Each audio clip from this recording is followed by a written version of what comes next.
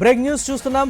మావోయిస్టులను అణిచివేసేందుకు కేంద్ర ప్రభుత్వం చేపట్టిన ఆపరేషన్ కగార్ సత్ఫలితాలను ఇస్తున్నట్లుగా తెలుస్తోంది.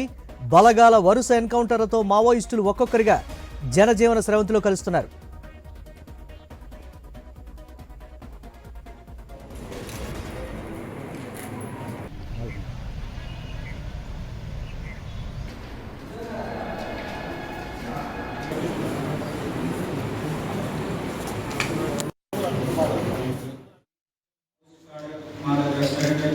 చేశారు.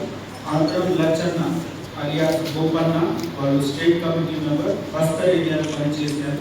నేనుగా టెక్నికల్ టీంలో ఉండి నేర్చుకుంటే ఆర్మరీ గురించి అన్ని విషయం ఈ టీంకి హెడ్ చేసేవారు ఆంధ్రం లచ్చన్న. నేటివ్ ప్లేస్ వాళ్ళకి మంచిర్యాల డిస్ట్రిక్ట్ ఇద్దరు ఈరోజు మా దగ్గర సరెండర్ చేస్తున్నారు.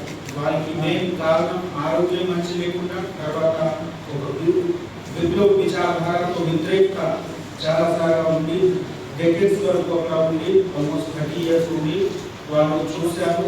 ఆ ఐడియాలజీకి పబ్లిక్ సర్వీస్కి ఉద్దేశం ఏం లేదు.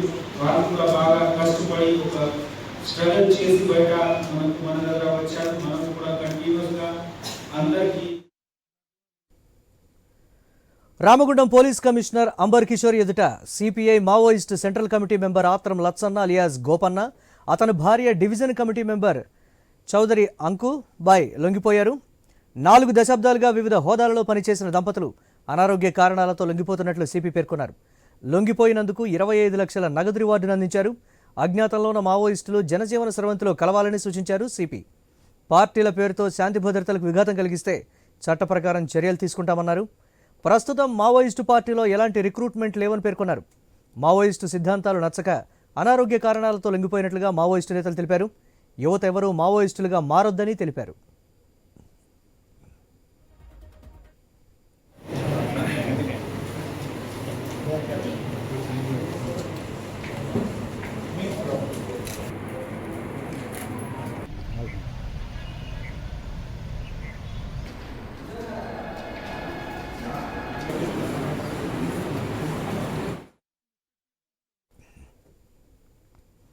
మావోయిస్టులను అణిచివేసేందుకు కేంద్ర ప్రభుత్వం చేపట్టిన ఆపరేషన్ కగార్ సత్ఫలితాలను ఇస్తున్నట్లుగా తెలుస్తోంది.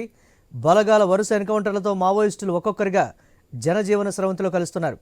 రామగుండం పోలీస్ కమిషనర్ అంబర్ కిషోర్ ఎదుట CPI Maoist central committee member Atram Lachanna alias Gopanna, అతని భార్య division committee member Chaudhari Ankubai లొంగిపోయారు. 4 దశాబ్దాలుగా వివిధ హోదాల్లో పనిచేసిన దంపతులు అనారోగ్య కారణాలతో లొంగిపోతున్నట్లుగా సిపి పేర్కొన్నారు. లొంగిపోయినందుకు 25 లక్షల నగదు రివార్డును అందించారు. అజ్ఞాతంలో ఉన్న మావోయిస్టులు జనజీవన స్రవంతిలో కలవాలని సూచించారు సిపి. పార్టీల పేరుతో శాంతి భద్రతలకు విఘాతం కలిగిస్తే చట్ట ప్రకారం చర్యలు తీసుకుంటామన్నారు. ప్రస్తుతం మావోయిస్టు పార్టీలో ఎలాంటి రిక్రూట్మెంట్ లేవని పేర్కొన్నారు.